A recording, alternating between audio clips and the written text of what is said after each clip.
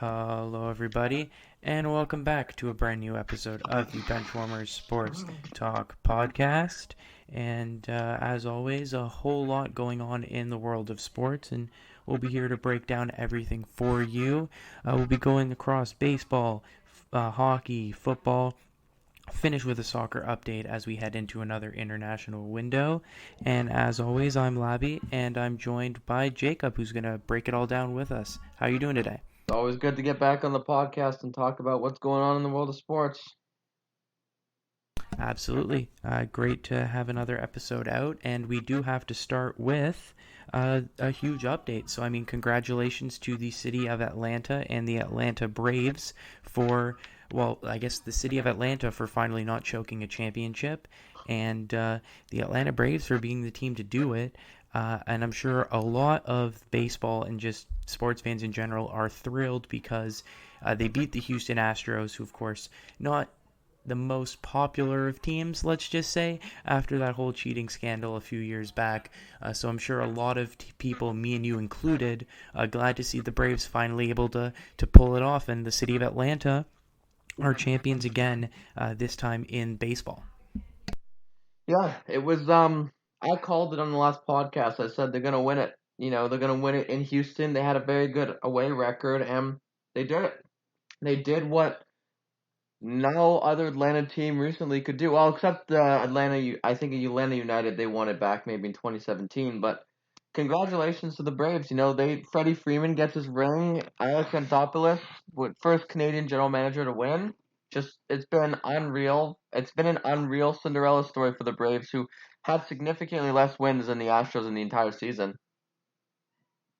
Yeah, well, all you need is a ticket to the dance, and then anyone can win. And that's another example this year of, a team that maybe a lot of people didn't consider to be real contenders. They won their division, they make the playoffs, and then they leave their best baseball for October and early November, which is when it counts. As you mentioned, Atlanta United did win in 2018. But, a lot of people still don't consider MLS as a major championship. And, as much as I'd love to consider it as, a fan of MLS and a fan of soccer in general, but in terms of like a major for pro sports, it's the first time the Braves. It's the first time a team from Atlanta has won since the Braves, I think, last one in '95. Mm-hmm. And as you mentioned, there have definitely been there's been some history of choking. You go back to the Super Bowl with the Falcons. The Braves themselves had a 3-1 series lead against the Dodgers just last year, I think it was, even, and blew that with the Dodgers able to go on and win. So nice to see the Braves and the city of Atlanta fulfill their full potential. Atlanta definitely deserves to have a celebration, so good for them.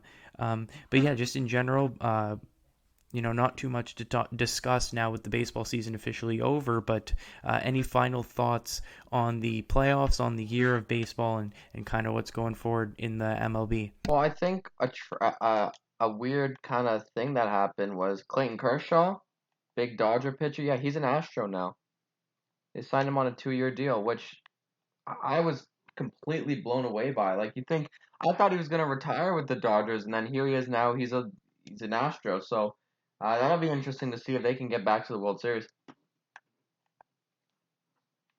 That is the first I am hearing of that. Yeah, But wow, if that is true. it is. It was leaked by Elliot Friedman of baseball. I can't exactly remember the name, but yeah, it's true. He's a Houston Astro. Wow, because I heard that he had rejected, or they didn't give him a qualifying offer, Correct. which I know is like, it's not the end of the world in baseball, but for a big name like that, that is pretty significant. And wow, if that's true, then that's huge. Wow.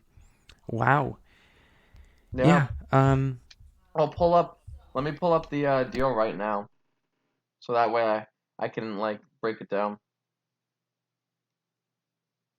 Yeah, for sure. As you do that, I think as much as it might be disappointing to mention, the CBA expires for the MLB this year, so I'd expect there to be a lockout to start the season next year, which sucks. But unfortunately, that's kind of how business and all that shit works. And I think especially baseball with all of the I mean, there are just so many issues with baseball on the executive level. You look at the sign stealing with the Astros. You look at the treatment of minor league players and everything to do with that. Um, and then just the commissioner's been under fire with the way he's addressed a lot of different issues. I can't see them being able to reach a new agreement before the official start of the next season. So unfortunately, there probably will be some form of a lockout.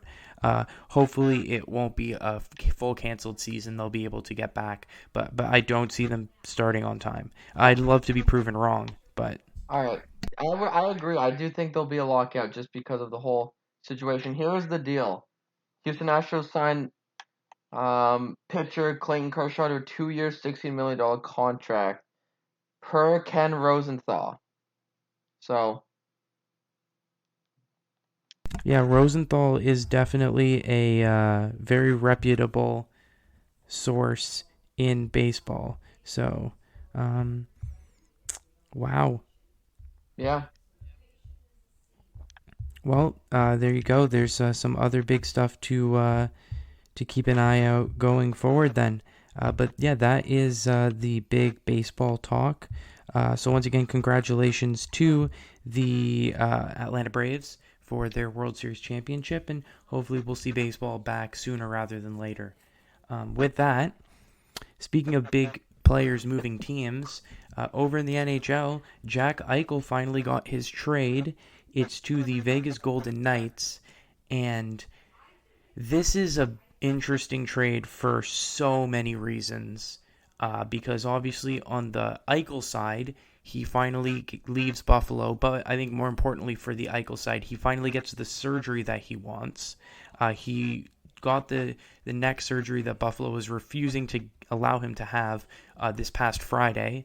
So he'll be out recovering from that surgery, but he'll be good to return at some point this season for Vegas.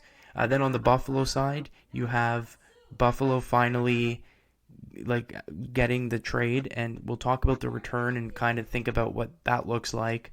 And then on the Vegas side, talk about a team going all in and doing anything to win a Stanley Cup. They are really proving that it's all in for them. but yeah, this was a trade that um, everyone kind of predicted. There was a lot of talk that Calgary was in there. I heard that a few other teams were in there as well at certain points.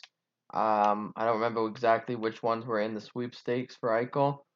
Colorado was there at one point, I believe. And yeah, you want to talk about a team going all in? That would have been an interesting trade for sure. I think it's a fair trade both sides. I think Alex Tuck is one of the returns, and I think obviously we'll talk about him in a sec, but I think that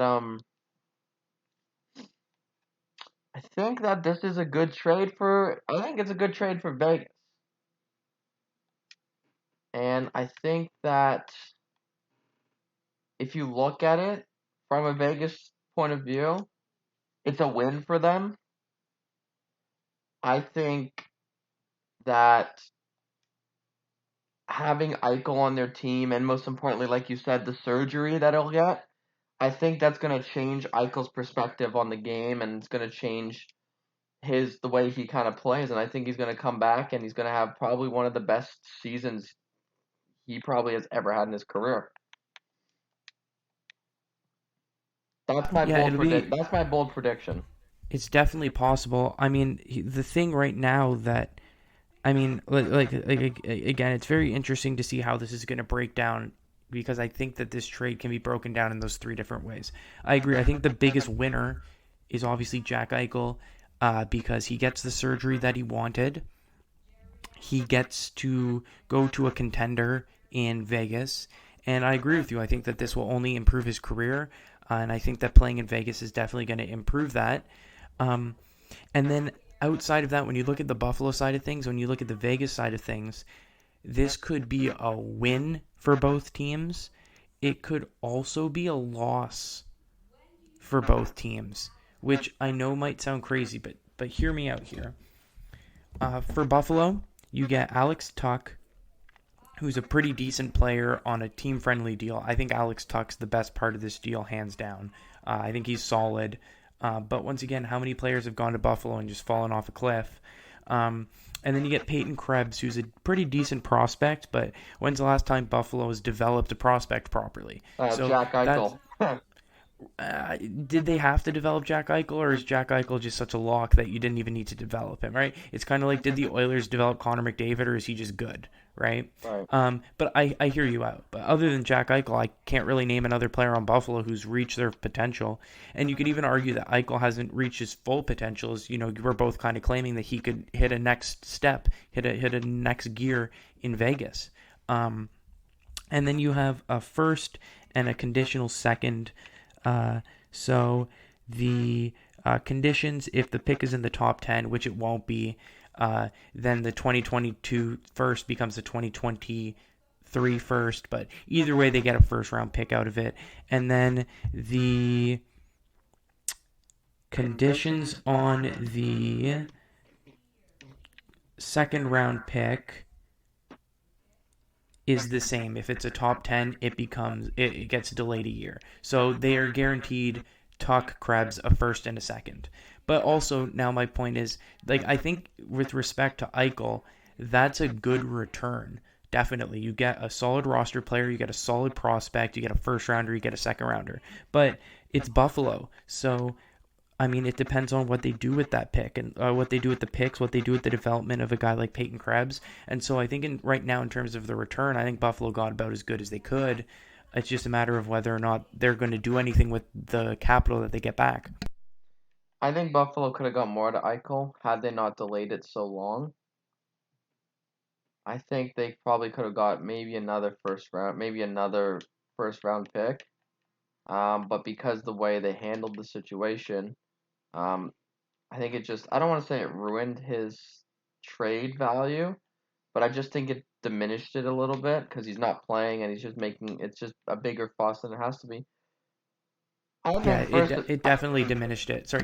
I think first and foremost, Eichel is extremely happy to be out of Buffalo. Like, I really think that's just like a huge weight off his shoulders. And did you see Labi, the greeting he got in Vegas? Yeah, I thought it was a little corny. Personally, if I was the player, I would not like that, but definitely Vegas is super thrilled to have him there. Like, I think that it goes to show that, yeah, ultimately the bottom line is they want him there, and he wants to play there. There is another outstanding problem in Vegas right now with all their players, or most of their players on LTIR, Stone, Pacioretty, Carlson, all these guys, Theodore. They are currently, if they all came back tomorrow, $27 million over the cap. Yep, So that's an issue. that is a very glaring issue, and we saw what Tampa did last year, and they were able to kind of not necessarily bypass, but they were able to find a loophole in it. So could we see Labi kind of like what a Tampa Bay 2.0, but with the Vegas Golden Knights? Yes. Yeah, no, that's the other point I was going to make on the Vegas side of things. Obviously, it's a win when you add a player of Jack Eichel's caliber, and it's clear that Vegas is going all in on winning a Stanley Cup. Here's the downside to something like that. As you mentioned, they were already in salary cap hell, even going back to the offseason last year, which is kind of why Fleury got traded away for nothing. They needed to free up cap space. They still need to free up cap space, and they just added a player who makes $10 million a year. Obviously, they're going to have to find a way to make it work. My best guess is that Eichel doesn't return until the playoffs. That way, they don't even have to worry about that $10 million. But as you mentioned, with those other players, they're still going to have to find a way to free up another $10+ million. They're going to have to trade. They're going to have to make trades. They're going to have to get rid of some players. Not any of the big names, but they're going to have to get rid of some other players who are making like $4 or $5 million who aren't star players on this team. This is a really bold call for Vegas. And, people don't realize, on one hand, I like their aggressive strategy of they're willing to trade their own prospects because teams normally value their own prospects way too highly to the point where like they never get traded. And I'm not saying you should just always trade away your prospects, but I mean you remember all these mock trades for Eichel and teams were saying like, oh, this guy's untouchable, that guy's untouchable, but players that should never be untouchable. Like one example is like Habs fans saying that Cole Caulfield's untouchable in a Jack Eichel trade. Well, Cole Caulfield's playing in the AHL right now. Like that's just a clear example of teams valuing their own prospects too much. Like the amount of players who are untouchable in a Jack Eichel trade is a very small list of players, especially if you're talking about prospects. I agree. I think that when it comes to prospects and valuing a prospect, I think the best person to do so, to value, is the opposing general manager, because they know what they want. They know, they know. And honestly, if I was Kevin Adams, I would want, I would want something pretty high because Jack Eichel is a pretty big player. So No, exactly. Exactly. Like, I know the trade's already been made, but if you look at the Leafs, realistically, outside of the big four, I don't think anybody's untouchable in a Jack Eichel trade. I think Jack Campbell would be untouchable. Okay, yeah, right. I mean, typically goalies don't go back in return, but so I get your point. So yes, let's say the big four and your starting goalie, probably untouchable. Outside of that, anybody. I think if you look at Pittsburgh, I think, Crosby, Malkin, Letang, Gensel. Outside of that, probably everybody else is fair game. Yeah. That's the thing that people don't realize. And like honestly, even if you were to offer me Gensel and for Eichel straight up, like I can't say no to that. I mean, it might not make sense because of like the injury, and then they play different positions and shit like that. But you know what I mean, but talent-wise, right? Exactly. So, like, when I say untouchable, I say Crosby, Malkin, Letang, and then maybe Gensel just because he's younger and the team really likes him. But probably not even. But anyways, going back to so I like the fact that Vegas is willing to be aggressive and willing to trade away their prospects to get, bona fide sure thing talent. But I honestly think Vegas is 6-6 right now. With all of the injuries, they're showing that they don't have depth. They're unable to deliver with these guys out of the lineup. And so my question becomes is like, what's this Vegas team going to look like? Because like, obviously when you put Eichel, Stone, Pacioretty on your first line, that instantly becomes one of the best lines in hockey, and I don't think anyone can argue that. But what are they going to have behind them in terms of depth? Especially given the fact that, as you mentioned, they're going to have to trade players because they're way over the salary cap. And then beyond that, even if they do a little bit of LTIR flexibility, look at how many players Tampa lost this past offseason to just barely get back under the cap, and even then Tampa are still in cap hell. So Vegas are going to have to make moves just to be ready for the playoffs, assuming they can still stash people on LTIR and do a Kucherov Tampa. But then even past that, next offseason, they're going to be just as screwed as they were before. So Vegas is literally going all in on this year to win the Stanley Cup. And I'm sorry to Vegas, but there are so many teams who are better positioned for than they are. So, I mean, obviously, you can't say no. So it's really weird because you can't say no to acquiring a guy like Eichel. And if you look at what they gave up, I'm totally fine with them making this move. Like, Tuck's a good player, but he's no Jack Eichel. Krebs is a good player, but he's a prospect, and you're trying to be in a win-now mode. If you're trying to win a Stanley Cup, first-round picks mean nothing, right? So it's not like they gave up. Like, they gave up a good chunk, but they didn't give up anything ridiculous. So in that way, it makes sense. In terms of what their roster actually looks like now and the short-term outlook of this roster, that's where it's like they didn't get worse, right? They got better, and I don't disagree with I don't think they gave up too much, and I don't think that they gave up anything too significant, but I'm still not convinced that it's going to do anything, and if anything, it's just creating more problems for them because of the salary cap. Yeah, and the salary cap, you and I have both, we both understand how important being under that salary cap is, especially since the cap didn't go up last year. Yeah, Vegas, as good as they are and how poised they are, you're right, they're in cap hell. We talk about teams like Tampa and Leafs being in cap hell, but like, come on, like Vegas, $27 million over the cap. Look at teams that have like a good chance right now. Look at Florida. Who's the only big contract on that team? That would probably be like Bobrovsky, right? And Barkov just got signed, but he's worth it. Yeah, well, I was going to say Barkov right now is still being severely underpaid. His new extension's going to kick in, but that's value, honestly, still, as you mentioned. Yeah, Bobrovsky's probably the only quote-unquote bad contract on the team, but if he plays up to his caliber as a starting goalie, that's honestly not even that bad of a contract either. Well, no, I mean, you know my opinion of paying goalies. I believe you shouldn't pay goalies, period. But hey, well, I don't think you. the Habs showed that you can make the Stanley Cup Finals while paying a goalie over $10 million. And Bobrovsky before he got injured was playing probably pretty out of his mind, to be honest with you. So. And then, so here's the other thing too, is like, not to bring it back to Pittsburgh, because honestly, Pittsburgh still isn't really having the best season. They're last place in the Metro right now. I mean, it's very tight. All the teams in the Metro are separated by just 7 points.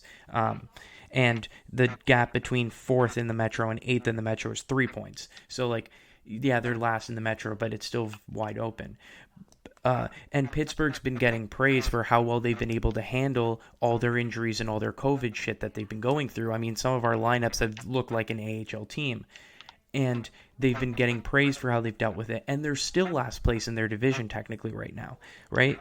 And that's a team that typically is seen as having really good depth. Vegas doesn't have really good depth. I don't know how they're going to be able to survive Pacioretty, Stone out long term. You mentioned, I didn't even know Shea Theodore is also out long term. Yeah. So, like, I know they're not in the strongest, like, I know the Pacific Division is pretty weak. Like, the fact that Anaheim and San Jose right now are battling for playoff spots very early on, and LA, to be honest with you, shows how weak this division is. And obviously, when they get fully healthy, you'd expect them to be able to make up the margin. But how big is that margin going to be? There are just so many question marks I have about Vegas, and the fact that they're going to have to get rid of more depth to get under the cap. They're in a precarious, honestly, they're in a very precarious situation in my book. I'd be nervous if I was a Golden Knights fan.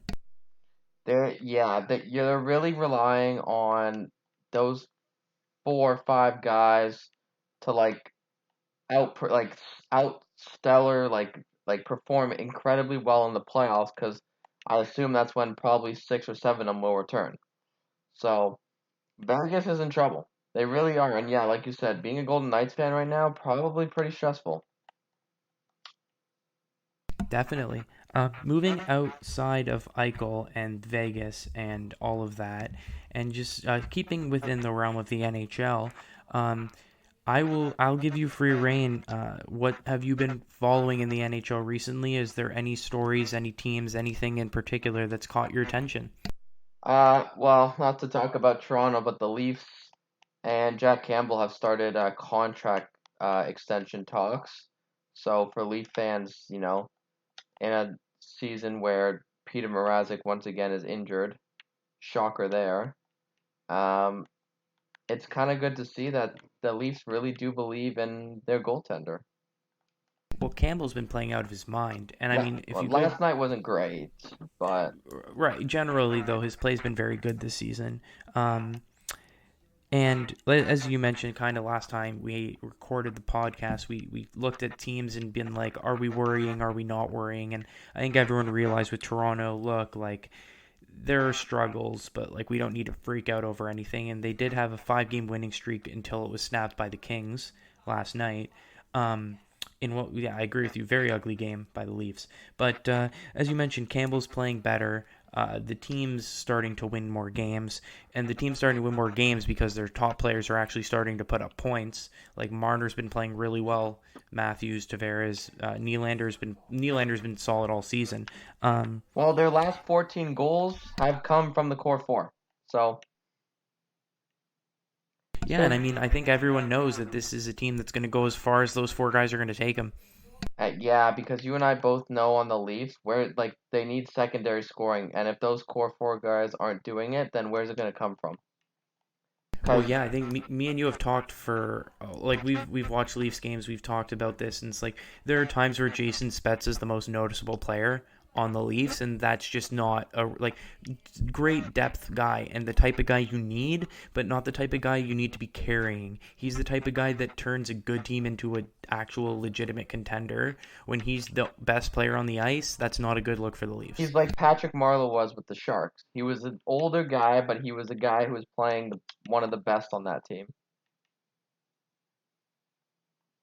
Yep.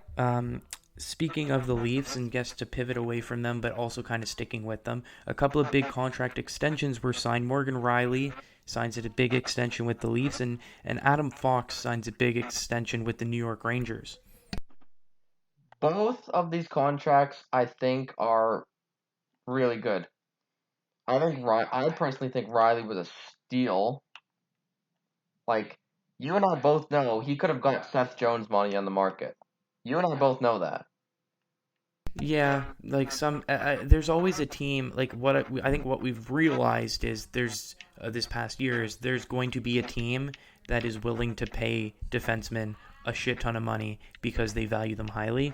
So yeah, in that respect, I think the Riley contract's good. I think he's very offensive minded defenseman. Like I'm torn because obviously he's a core part of that Leafs team, but that's another guy you're committing to. So my thought is like the Leafs are really all in right now on like five guys. The core four now and Morgan Rielly, because they are all locked long term to some big boy money, and they're not going to be able to get out of those contracts. So these five guys are what's going to lead to Toronto to either success or failure, and I don't think they're going to be able to change that. See, here's the thing is, yeah, you live and die by the sword, but this is a decent contract. Like Riley's contract probably won't start hurting till about his sixth or seventh year, so that's really not that bad. He's only 27 right now, so it's not like he's getting Eric Carlson money to play like, well, Brent Byrne or like um Duncan Keith or someone who's been underperforming. You know, he is offensive minded, but I think that works for Toronto. I think Riley has been one of the better defensemen, if not the best defenseman this entire season. So if it starts hurting us, it'll start hurting us later on in this contract. But right now, like it's a good contract. Yeah, definitely agree with you on that. And then Adam Fox, $9.5 million a year. Right. I think that's a steal. Like he really could be making. Speaking of Eric Carlson money, like this is a guy. This is the best defenseman in the NHL right now. Well, we look at guys like Cale Makar, who also got, you and I both agree, he got underpaid. Uh, it seems that it seems there's like an underlying theme here. Is younger defensemen will take less money to stay with with the core they have. Riley, I think, could have easily gotten more. Easily. I don't think it's even an argument. But I think he believes in what he wants and he believes in the team and he's stuck with it. He's here. He's been here since we drafted him and I think he'll stay here till we end. Yeah, and then for the Rangers, I mean, if they can continue to develop those young players, I mean, they have so much good young talent, and it's just a matter of who's going to break out. And Adam Fox is emerging as one of the best defensemen in the NHL. Obviously, the defending Norris Trophy winner, and he's not slowed down this year. He's been absolutely unstoppable. If they can continue, like they got goalie talent, they got forward talent. Like if these guys continue, the Rangers might still be in a very, very good place going forward. And yeah, that Metro division, like the Rangers started off really well. The Hurricanes have only lost one game all season. They're playing really well. But then honestly, everybody, like I mentioned it, the this division is absolutely just everybody's right there. The Penguins have 11 points. Then you go to the Devils and Islanders have 12. The Jackets have 14. The Flyers have 14. Caps have 16. Rangers 17. Carolina 18. Just everybody is there or thereabouts in this division. There's no weak team, and I feel like it's going to continue to be like that for the whole season. Honestly, I mean, the Devils have looked. Dougie Hamilton's really helping the Devils. Yeah, and it also helps that um, Jonathan Bernier, we don't give credit where credit is due. He was spectacular on Detroit a year ago, and now look what he's doing. Look what he's doing for the Devils. He's doing great things for them. So it's Underrated goalie for sure. Yeah, oh even in Toronto, he was outed real quick because he played for Toronto, but he was a good goaltender. Like he was pretty solid. absolutely. Just moving on to a couple of other teams that I want to talk about. Um, Are the Ducks for real this year? They're 6-4-3 to start the season, and as I mentioned, I mean that Pacific division is really wide open. I mean, I don't think it's sustainable, and I think they'll start to slow down and go more towards 500. But like, if you're a Ducks fan, you got to be really happy at the progress that some of the young guys are getting. Well, think of it this way. This team reminds me a lot of like that San Jose team a few years ago that they were really good and then they were really good. They were really good, made the playoffs, made the finals, and then they kind of were meh for a bit.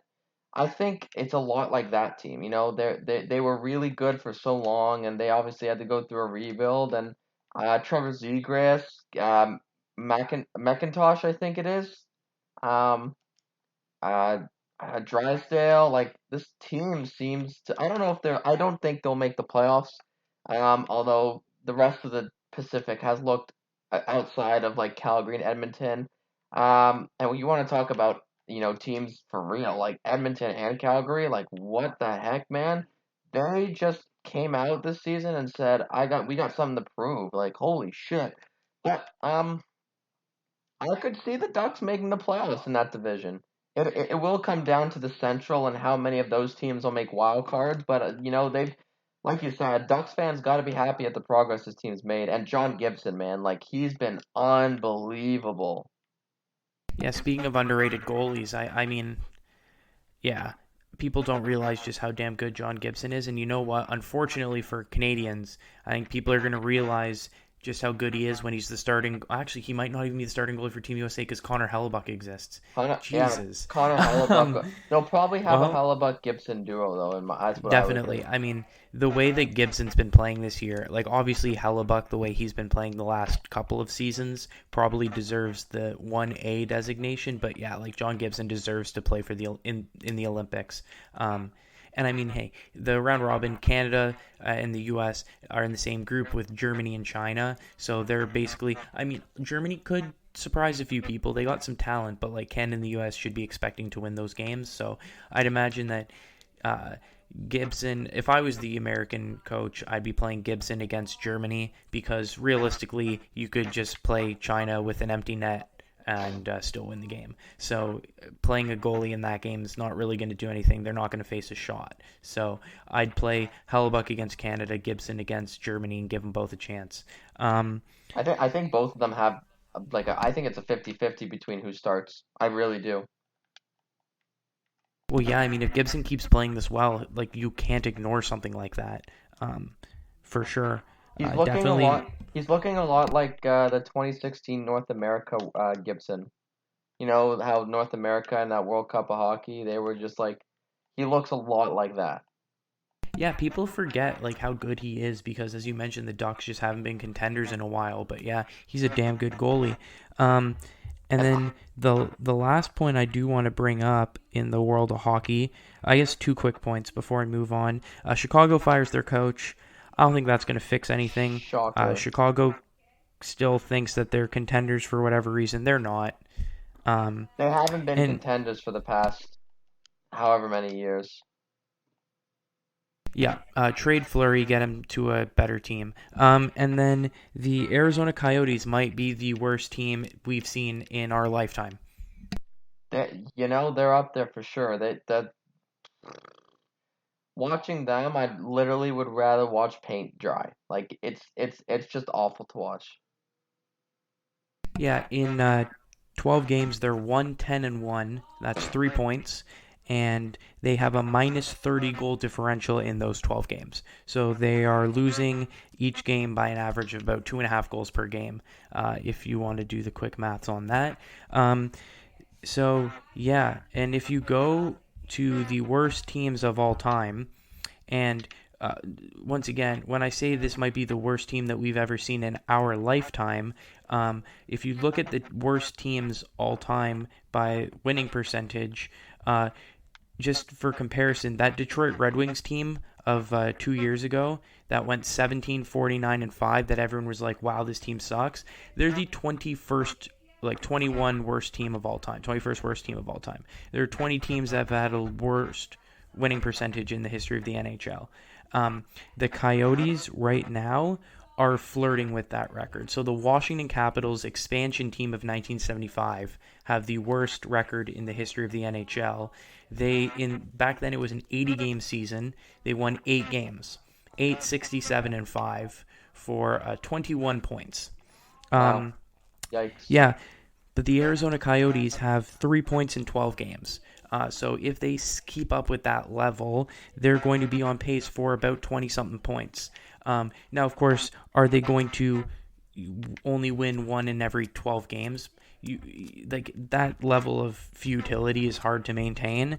But yeah, right now the Arizona Coyotes are like awful, awful. Yeah, they're just it's terrible to watch. It's impossible to watch them in my opinion. Yeah, and I mean, to give them credit, they've designed a team like they designed a team to lose. Like they're actively tanking, and they have like I think 75 draft picks in the next 5 years or something. Like they just traded everybody for second and third round picks. So we knew they were going to be awful, but still 1-10-1 in their first 12 games is, like I mentioned, it's a level of suck that we have not seen in the NHL in like 30 years. Yeah, it's just it's just bad. It's just terrible. They're literally just so bad. Yeah, and with that, that is hockey talk, and we will quickly move on and talk a little bit about the NFL as we're about halfway through the season, and so it's a great opportunity to kind of look at each division and kind of do a little check-in and see, what do we think's going on. And we'll start in the NFC quickly, and we'll start with the NFC East because I think this is the very easy division to look at because the Cowboys are 6-2, and then the Eagles are 3-6, the Giants are 3-6, and the Washington Football Team is 2-6. At this point, I think we can all just crown the Cowboys as the division winner. Yeah, not even close. Like it's like the one of the easier divisions to just kind of do that. Just give the Cowboys what they want, and then they can go do whatever they need. So there you go, Cowboy fans. We're giving it to you. Yeah, and I mean, look, I'm very disappointed with the Washington Football Team. I thought they would be a lot more competitive, and they have a worse record than the Giants. So who would have predicted that? Um, Speaking of kind of easy division crowns, the NFC North I think is pretty similar. Green Bay 7-2, and then you have the 3-5 Vikings, the 3-6 Bears, and the 0-8 Detroit Lions. So I guess the question is, one, can we hand Green Bay this division title already? And then two, are the Detroit Lions going to win a football game this year? No, they're not.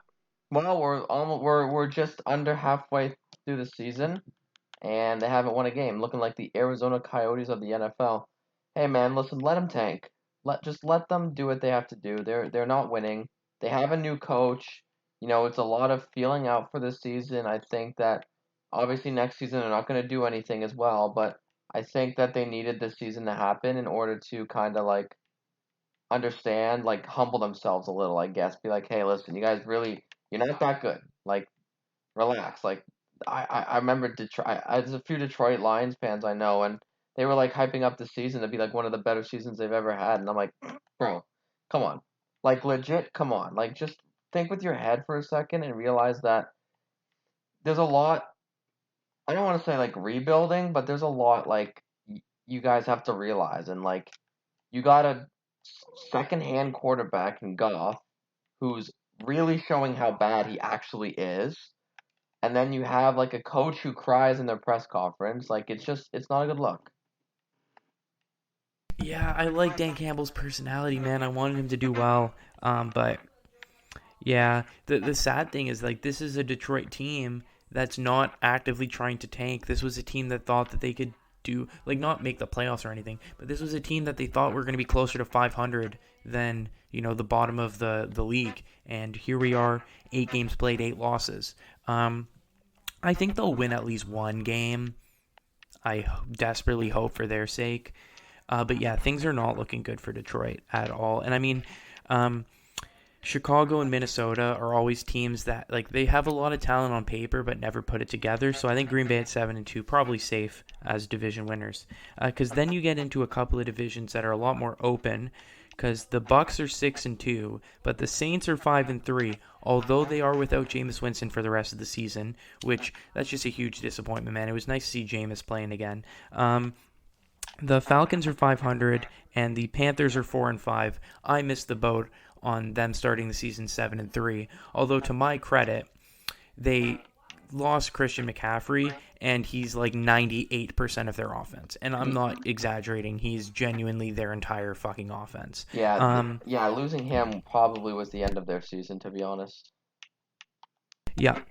So my question is, I think the Falcons are probably about 500 and I see them kind of hovering around there for the rest of the season. Can the Jameis Winston-less New Orleans Saints challenge the Bucks here for the division, or is everything all right down there in Tampa and Brady land? I don't think Brady has to worry. I think obviously Tom Brady, at the end of the day, man, he's still Tom Brady. He's still the best quarterback probably to ever play in the game of the NFL. I don't think the Bucks should be worried. I really don't. If they're worried, then they're like Leaf fans where they panic at the slightest bit of they're fine. They're fine where they are. They have plenty of talent. They have plenty of people there. They have plenty of players that know how to play the game properly. They're not worried. They shouldn't be worried. If they're worried, Yeah. then they're over exaggerating a lot. Yeah, I completely agree. I think Tampa wins this division, and then I also think the Saints. I think with Jameis, they'd give the Bucks a legitimate run for their money. But I think even without him, the Saints are probably fine to lock down a wild card spot. Yeah, And then you have I agree. I think the Saints have done really well in the face of adversity. They lose Drew Brees to retirement, and then they were kind of a little unsure. Taysom Hill, Jameis Winston, and I think they've just done really well with what they have for what they have. Yeah, I mean, going into the last offseason, I think where they were $100 million over the cap, so they had to make a lot of big offseason moves, and they've clearly still been able to put together a winning team with no LTIR because that doesn't exist in football, or at least not the same way it does in hockey. And then the NFC West, where the Arizona Cardinals, I was very wrong about them. They are 8-1. The LA Rams are 7-2. The Seahawks and 49ers at 3-5, believe it or not, still in the wild card hunt, which speaks to just how top heavy, bottom heavy this conference is. But between the Cardinals and the Rams, I mean, obviously whoever doesn't win that division is going to be the number one wild card seed. But who do you have right now, at least, as your favorites for this division? I know you want to say the Cardinals will win because they're first, but they're out with Hopkins and Murray. So first off, Matthew Stafford revenge tour. First off, for everyone who said he wasn't a good quarterback, they can kind of stick it right now because they look like complete idiots. Good on Stafford first and foremost, and I think the Rams have the best chance to win that division. I think that depth-wise, they have the best. They have Jalen Ramsey, Aaron Donald. Like, it's hard to go against a team that has like some of the best defensive and cornerbacks in the entire league. So I think the Rams are gonna probably win that division. I think that's what's gonna happen. They just picked up Von Miller as well. And that's who they picked up, Von Miller. Yeah.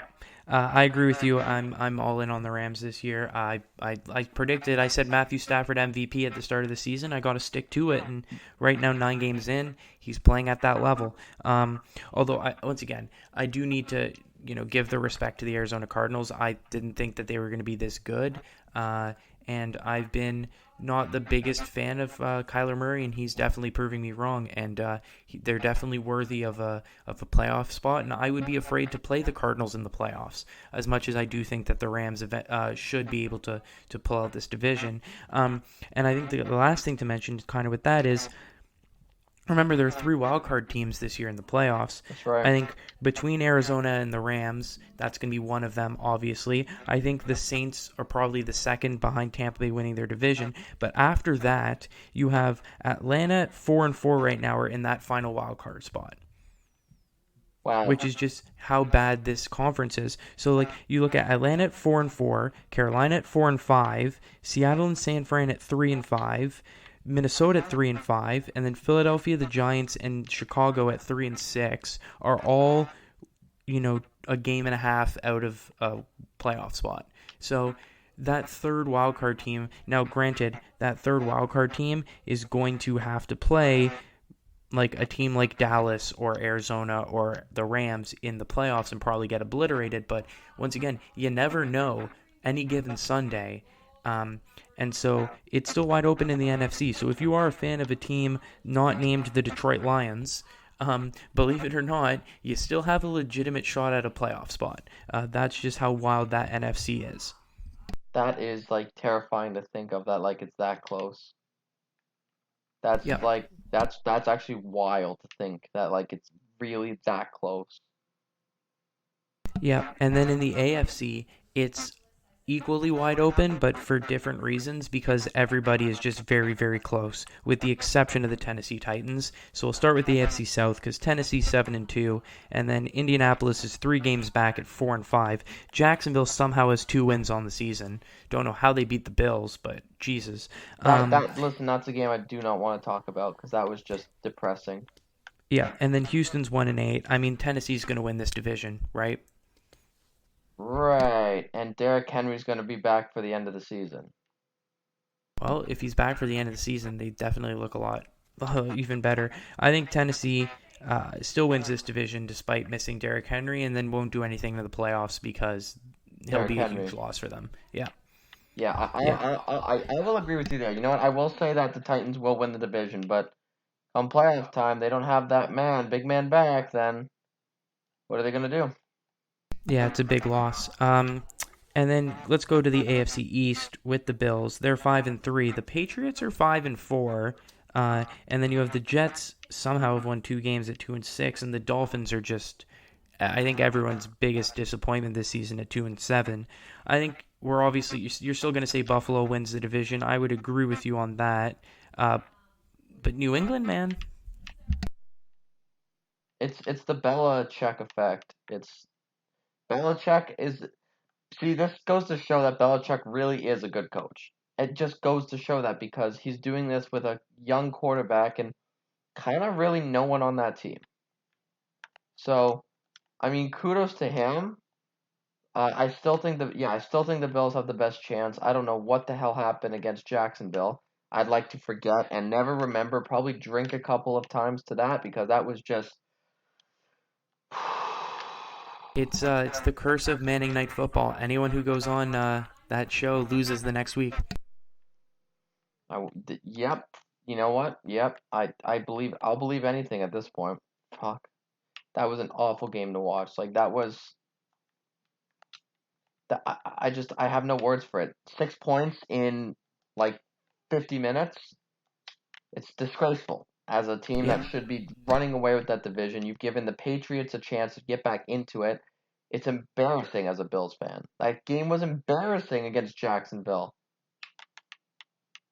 Yeah, and then for here's the thing with the Patriots that might be interesting, though, is they've already played both of their games against the Jets this season, and they haven't played the Bills yet. They still have to play the Bills twice.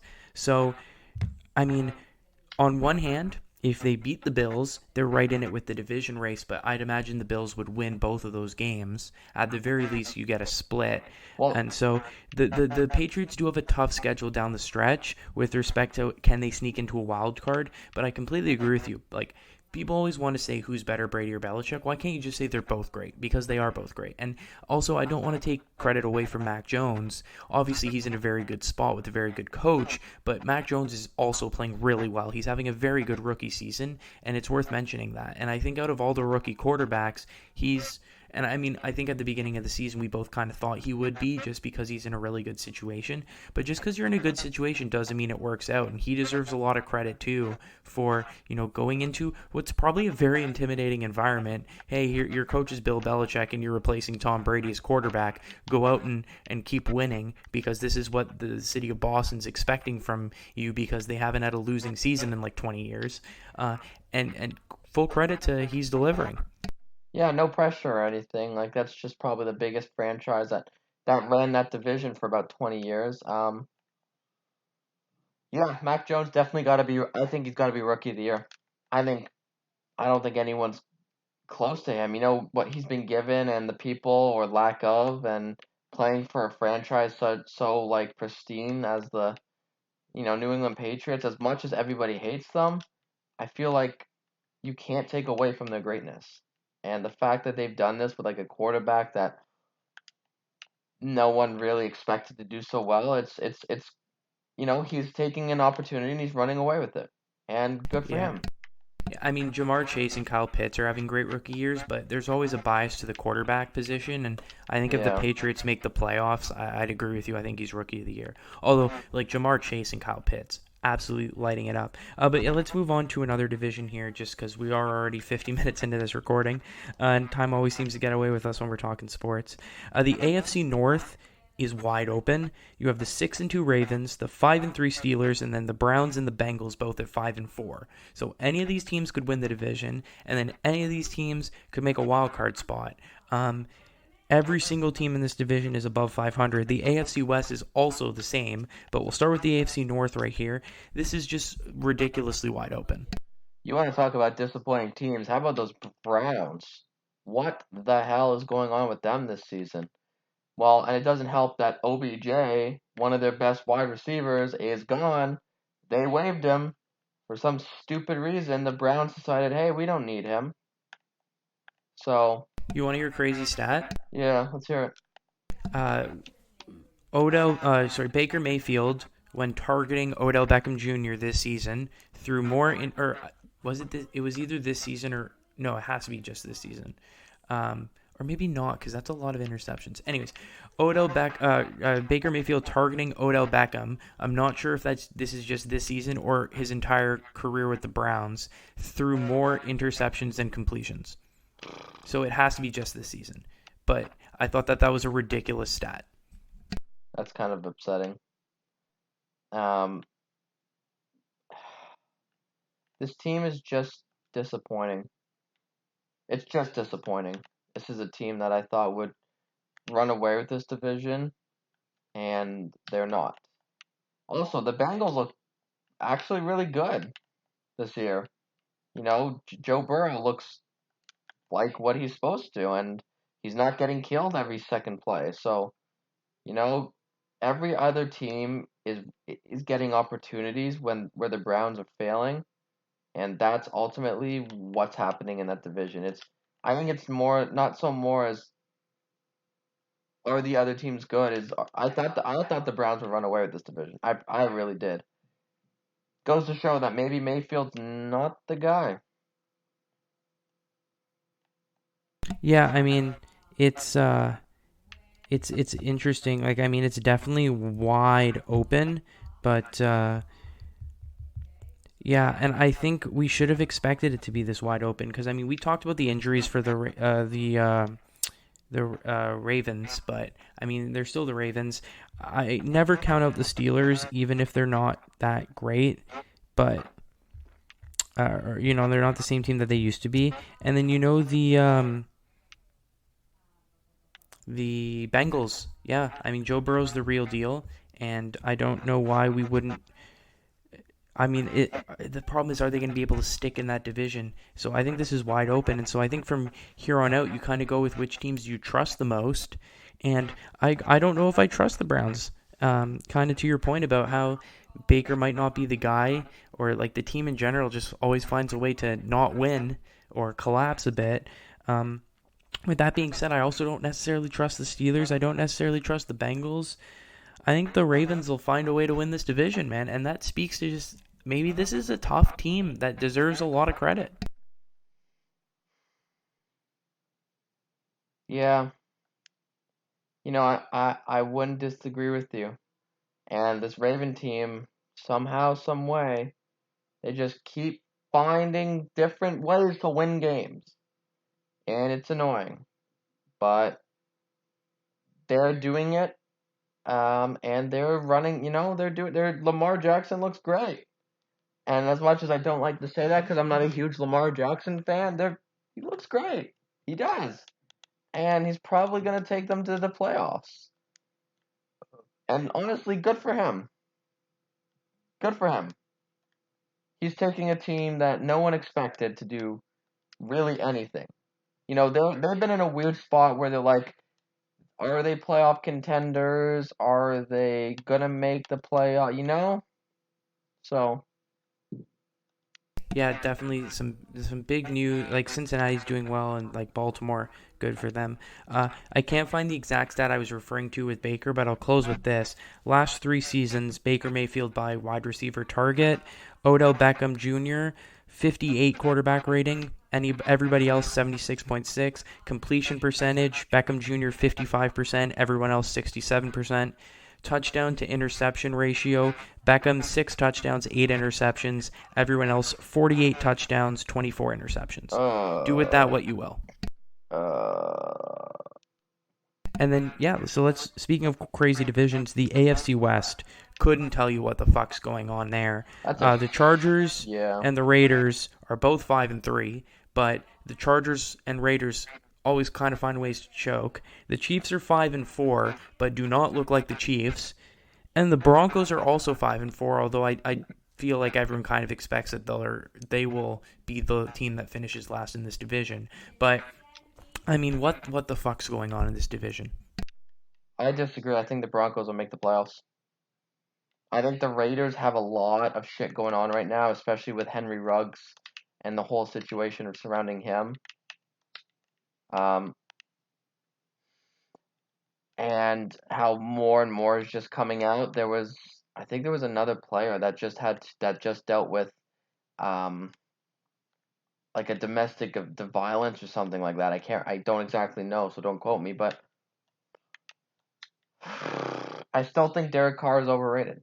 I will take that to the grave. I don't think he's as good as people want to make him to be.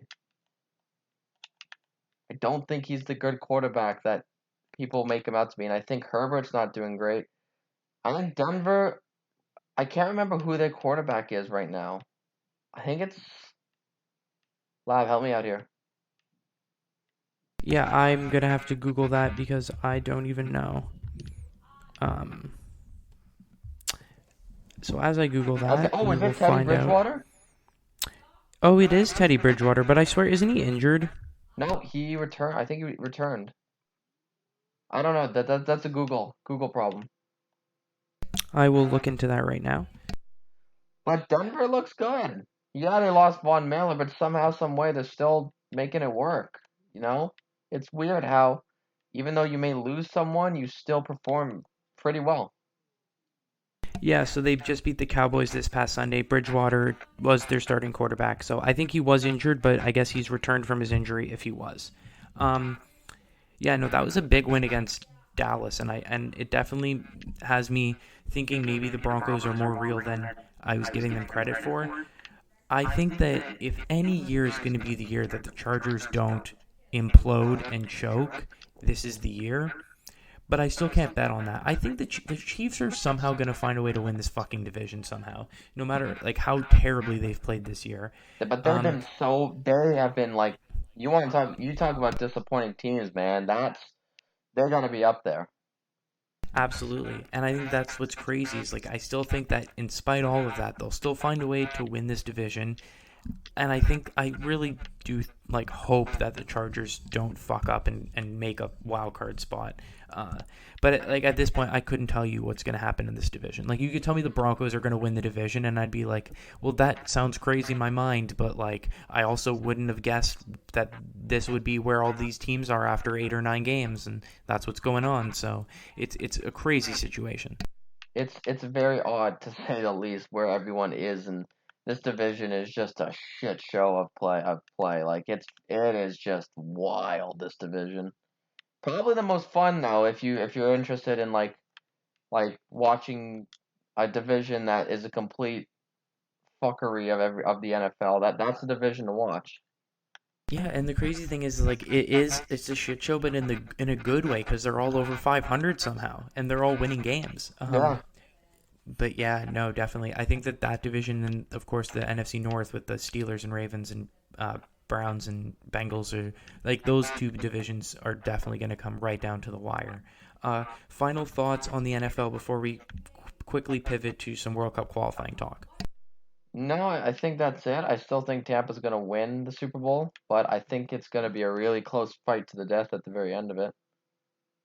Yeah, absolutely. I think that there are a lot of emerging contenders, definitely, and we will see how that all shapes out during the second half of the season.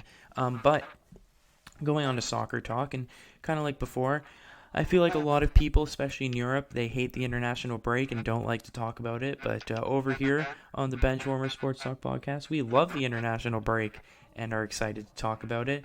Is it because Canada can finally qualify for a World Cup for the first time in 40 years? Probably, but we also like to look at all of the regions outside of just North America and the more popular regions. And so, with that, I'll actually start in South America because there's just one game I want to highlight, but that is Argentina and Brazil on November 16th. And for those of you who might remember, the last time Argentina was supposed to face Brazil, the game got suspended after 5 minutes because a couple of Argentina players weren't allowed to enter the country due to quarantine rules, but did anyways. And then 5 minutes into the game, a bunch of officials from Brazil walked onto the field and tried to deport them mid-game. So the game got canceled, and this is the first time these two teams are playing since then. So obviously, Argentina-Brazil, huge rivalry to begin with. Now there's this little extra added storyline on top of that. It's probably going to be an explosive game. Wow. I had no idea that happened, but my goodness, that sounds like a heck of a story. And probably going to be a hell of a game, to be honest with you. I mean, Argentina Brazil rarely disappoints, so I did just want to highlight that. As the South American qualifiers continue to rage on, Argentina Brazil both looking pretty good there. Quickly pivoting now to Asia, the Asian qualifiers, and I mentioned it last time. Japan in trouble. And I mentioned the games last time that they needed to not lose. Well, they lost to Saudi Arabia last time out, and now they are in a they're playing Oman on November 16th, which doesn't sound like should be a problem, but they are struggling, and this is the most fragile I've seen the Japanese national soccer team in a long time. They are away in Oman, tied on points with Oman. For the third spot, which is the tiebreak, which is the playoff spot, not an automatic qualifying spot. So Japan right now in trouble of falling out of the playoff spot rankings, having to go to Oman to play. So I just want to pinpoint that as if Japan loses this game, they might not even get a chance to go to the playoffs to qualify, let alone automatic qualification. And then in that group as well, speaking of the top two teams who are in the two automatic qualifying spots, that's Australia and Saudi Arabia. They play each other on Remembrance Day, November 11th, at 4 o'clock in the morning. So I'm not even going to watch that, but it'll be interesting whenever the top two teams in a division, in a region, play against each other, and we have that going on the 11th. Oh, you're not going to wake up at 4 in the morning to watch Australia and Saudi play? Come on, bro. No, unfortunately, I will not be doing that. But I will definitely be keeping my eyes out for the result when it comes out. Yeah, it's weird to think that these are teams that no one really follows unless you're from that country, but they're exciting games nonetheless. Everyone should at least tune in once or twice to watch one. Honestly, Saudi Arabia they play very exciting football. Um, they're a really exciting team to watch, and I think that they're a team that people won't realize are going to be a bigger threat than people think. Kind of like, speaking of Japan, kind of like how Japan almost beat Belgium in the World Cup, I think it was last World, or maybe 2 World Cups ago. Um, they almost beat Belgium in the knockout stages. They were up 2-0 and then just choked it away. Belgium ended up coming back and winning 3-2. I think Saudi Arabia could be that team this year that people don't realize. Like, they attack. So it'll be interesting to see if they come up against a powerhouse team, how their defense is going to hold up. But this is a team that knows how to score goals. Switching regions once again, moving on to Africa. So basically, this window, this international break, is important for two big reasons, which is the current stage of qualification in Africa and in Europe end. So Africa, this is the second round, which ends after this window, and the winners of their 10 groups right now of 4 teams, each group winner moves on to the last stage, and that last stage is those 10 winners get matched up against each other, 5 teams against 5 teams. The winners of those games qualify for the World Cup. So these last 10 African teams that can get out of their group are just a win away, like one matchup away. Two games because it's home and home, but one matchup away from qualifying for the World Cup. There are a couple of teams that are expected to be there who are pretty much there. Teams like Nigeria and Algeria, 2 of the big teams in Africa, are still first place, although they can technically get caught. So Algeria plays Burkina Faso. Once again, a game they're expected to win, but if they lose, they're knocked out and they finish second in the group. And Nigeria plays Cape Verde. So once again, a game that they should win, but if they technically lose that game, they're knocked out. So with the high stakes of that game, you never know. But then there are 2 games in Africa that I think are really going to be huge. One of them is Cameroon plays the Ivory Coast. Those are 2 pretty big teams, and they're in the same group, and the winner of that game is going to move on, and the loser of that game is out. And then Ghana and South Africa. Ghana should be winning this group. South Africa, not necessarily the strongest team, but South Africa are actually ahead of Ghana right now by 1 point, which means Ghana needs to win that game. If South Africa can even get a tie against Ghana, then they'll move on, and it'll be a huge upset to see Ghana out at this stage. Yeah, wow, Ghana, a team that's made the World Cup consistently. Imagine them not making it. That would be underdog stories right there, and big dogs getting out and upsets. That would be a huge upset for Ghana. Man, that would be crazy if they didn't make it. Yeah, this is a team that's made the knockout stages of the World Cup as recently as 2014.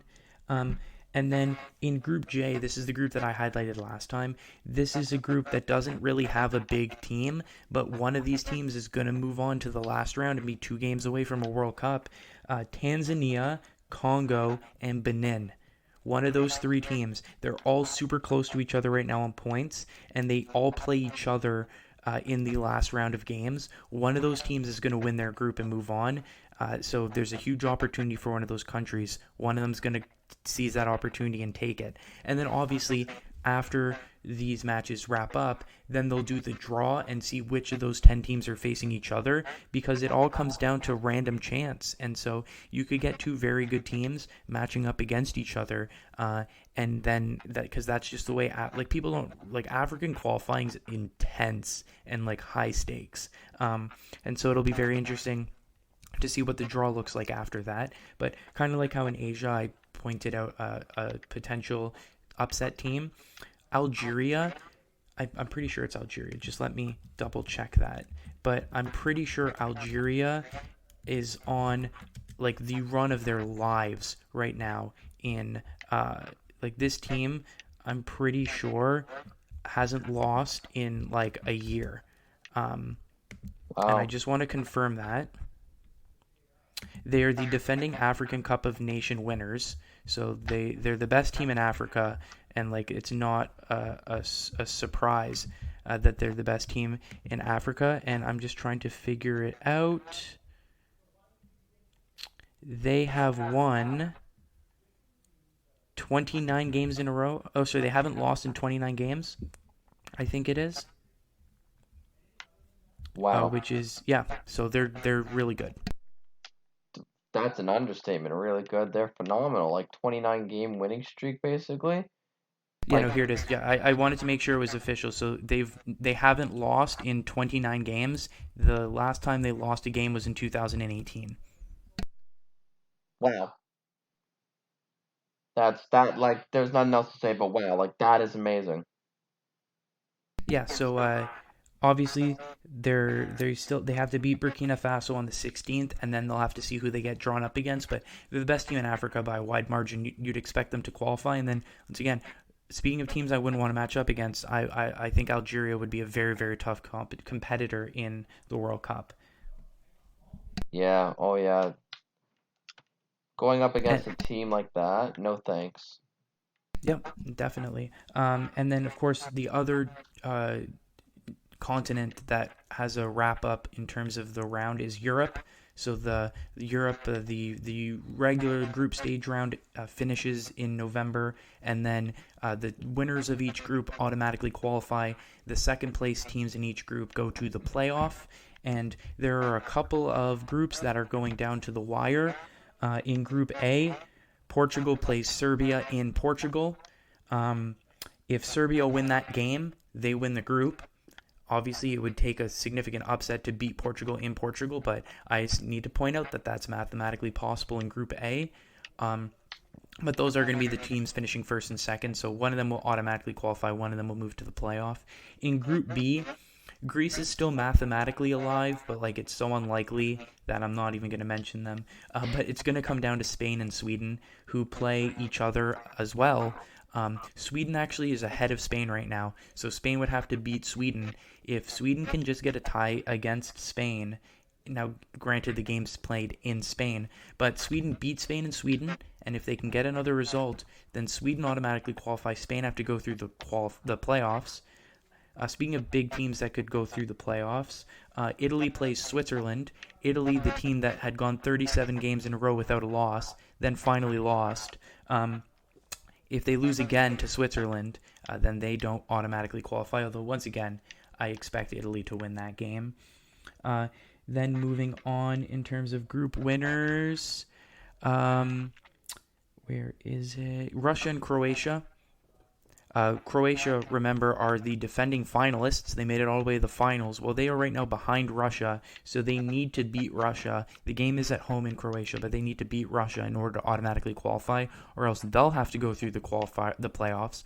Although it is worth mentioning that they went through the playoffs in 2018 to qualify for the World Cup, and then went all the way to the finals.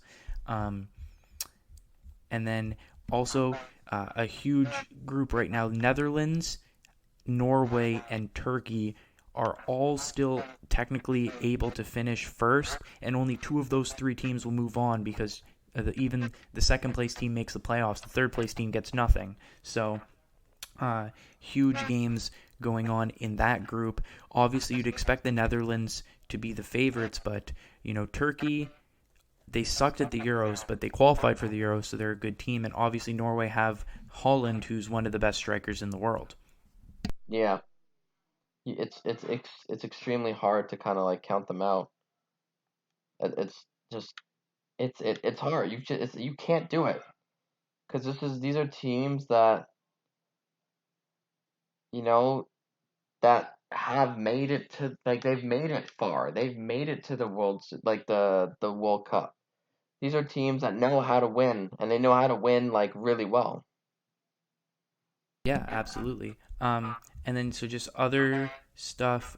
So Denmark's already automatically qualified, and Germany's already automatically qualified. So I think those are the other than Qatar, who obviously qualify automatically as hosts, they're the first two teams to qualify for the World Cup. So Denmark and Germany are already qualified, and then in about a week from today, as the rest of these games wrap up, 8 more teams in Europe will automatically qualify, which are those group winners.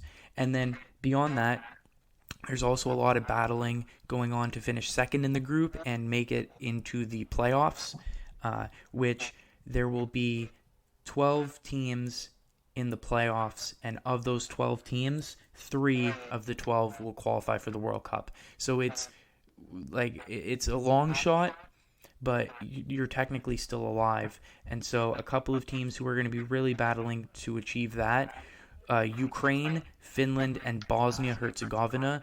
Only one of those teams will be able to move on. The others will not. Ukraine, of course, made the quarterfinals of the Euros, and Finland qualified for the Euros. So only one of those teams, and then Bosnia also has some decent talent, but only one of those teams will qualify just for the playoffs. And then similarly, Poland and Albania are going to be fighting for one playoff spot between the two of them. And then Romania, North Macedonia, Armenia are all also going to only be fighting for one of those playoff spots. Now, granted, these are teams like Romania, North Macedonia, Armenia, Albania, teams that even Bosnia and Finland, teams that you wouldn't expect to be three of the 12 that would actually qualify from the playoffs, but as we keep saying, as long as you qualify, you have a chance, and so you never know. Yeah, man. Like at the end of the day, if you have a chance, like you said, Greece mathematically not in it, mathematically in it, but you don't think they'll do it. But hey, if you have a chance, you might as well go for it, right? Absolutely. I mean, I'll be watching. They have to beat Spain on in a couple of days' time, so we'll see if they do it.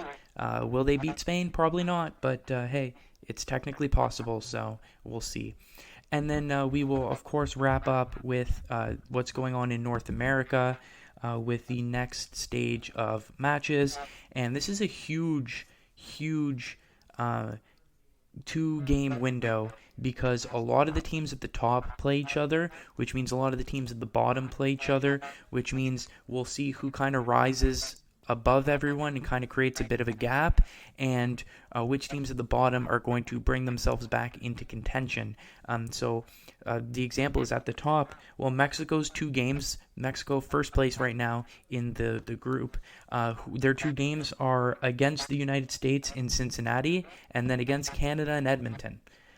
2 hardest games that Mexico are going to play right in the window, away to the U.S., away to Canada. They're 3 points ahead of the United States. They're 4 points ahead of Canada. But once again, those are games that they can lose. Those are rare games that they can lose, but those are games that they can lose. So Mexico and then obviously Canada and the U.S. playing them, they have a chance to draw closer to Mexico, or Mexico, if they win both those games, you might as well punch their ticket to the World Cup. They'll be so far clear from everybody else. Now, people may be asking, but Mexico is better than Canada. Yeah. You ever played soccer in Canada in November? And remember that the last 2 times Canada has played Mexico, which have taken place in the last 2 months, Canada versus Mexico in Vegas at the CONCACAF Gold Cup, Mexico won 2-1 with a last-minute winning goal, and Canada was missing a lot of their best players due to injury. And then Canada versus Mexico in World Cup qualifying in Mexico finished in a 1-1 tie. Canada honestly was the better team in that game and really could have won. So to your point, Canada's already played Mexico tough twice in the last few months. And as you mentioned, this game taking place in Edmonton in November, outdoors, in front of 60,000 fans in Canada. And then also to the point with the United States, the last 2 times the United States have played Mexico, the United States have won the CONCACAF Nations League final and the CONCACAF Gold Cup final. So the United States have beaten Mexico the last 2 times they've played, and this game's in Cincinnati in the United States. They'll have home field advantage. So yes, Mexico is probably still on paper the best team in this region, but the gap is a lot narrower to the point where United States at home, it's probably a toss-up, and honestly, Canada at home is probably a toss-up as well. Yeah. Man, Canada has such an opportunity here. Like, they are the best Canadian team I've ever seen. Obviously, that doesn't happen every single year, but my goodness, what a feeling that would be if Canada was able to make the World Cup this year, eh? Absolutely. And we talk about a chance to make a huge statement as well. That's because Canada's other game is home to Costa Rica. Costa Rica is 4 points behind Canada. So if you beat Costa Rica at home, you spread that gap to 7, which is a significant gap. And then the United States play Jamaica in Jamaica, but it's an opportunity for them to extend the gap over a team that's a bit further down the table as well, because Canada right now in third and Costa Rica right now in fifth. So the top three automatically make it. Fourth gets a playoff, and then at fifth and down low are eliminated. So once again, I mentioned Canada 4 points clear of Costa Rica. If they win, that's a 7 point gap. So there would be a 7 point gap between them in third and Costa Rica in fifth. Obviously, you'd imagine Costa Rica wouldn't stay in fifth, but my point is you're starting to create a gap. So if Canada can beat Costa Rica, and then if they can do something against Mexico, a tie or a win, and then if the United States can beat Jamaica in Jamaica and then also get a result against Mexico, you're looking at Canada and the United States both creating about a 5 point gap over everyone else and creating a big gap over a couple of teams at the bottom, which is really huge because that would be just past the halfway point and you're in a very good shape and you can kind of start to pencil your name in. Obviously, you're only halfway there and you got to keep on delivering, but it puts you in a really, really great spot. Yeah, absolutely. And I think that um, Canada has a good chance of getting where they need to be, and it's going to be a matter of can they withstand, well, Mexico, and Mexico obviously coming in Canada and playing there. It's just there's so much on the line here for Canada, and the fact that they have the opportunity here, it's great for Canadian soccer for sure. Absolutely. And obviously, I think the even more important thing is not to get too far ahead of themselves. They play Costa Rica first. So that game, November 12th, against Costa Rica, has to be their focus. If they start thinking about Mexico 4 days later, they're going to struggle against Costa Rica. Costa Rica is still a very talented team. They need to beat Costa Rica at home. It's a big, big game for them that they need to deliver. And then once they win that game, then focus on Mexico because, as you mentioned, it's a big test for them in a game that they can win. But that's kind of icing on the cake. The expectation is beat Costa Rica and then get ready for Mexico. Yeah, you got to take it one game at a time, especially when games are so tight. Yeah, for sure. And of course, we will be back next time to break down all of those results. Of course, the international window, it's a short international window. The games start on November the 11th, 11th. November the 11th, which is this coming Thursday, and then the window wraps up November 16th, November 17th, which is next Tuesday, Wednesday. So very quick turnaround, which is why next episode we'll be able to tell you which of those African teams advanced to the final round, which of those European teams automatically qualified, which of those European teams are in the playoffs, and then kind of how everyone else in the other regions are doing, especially in North America, where we'll see where Canada and the United States find themselves positioning-wise. Oh yeah, it's exciting. Like this is an exciting time for Canadian soccer. Like Absolutely, which is why when you look at all these factors, I mean, I don't know why you wouldn't be a fan of the international break. yeah, oh, absolutely. I think and having a break builds up the anticipation and it builds up the intensity and it just it makes you want to watch it a lot more. Definitely, and it also does set the everyone's sights on after the next window, which isn't until January, but Canada and the U.S. in Canada in January, which don't know where they're going to play that game, but just on the radar in the long-term future, Canada has a home game against the United States in January in Canada. I imagine they played in Vancouver because it's a warmer city and they have a roof, but hey, crazier things have happened. But we'll focus on the November games first before we think about a potential snow game between Canada and the U.S. Oh, that would be something, eh? The Canada US, it's snowing and oh, that would be fun to watch. Absolutely. But for now, that will do it for another episode of the Benchwarmers Sports Talk podcast. Thank you very much for listening, and as we said, we'll be back next week to break down not just what's going on in soccer, but what's going on across the world of sports. But until then, thank you very much for listening, and we'll see you next time.